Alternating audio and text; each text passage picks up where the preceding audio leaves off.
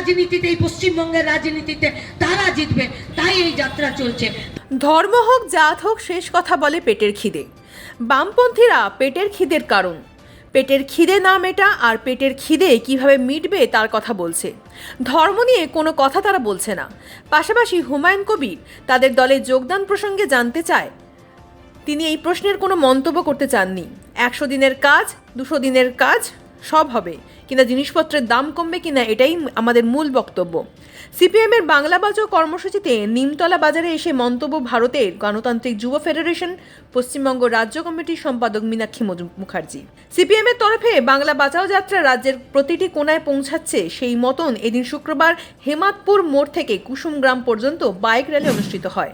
তার মাঝে নিমতলা বাজার এলাকায় পথসভা করে এমনই মন্তব্য করেন।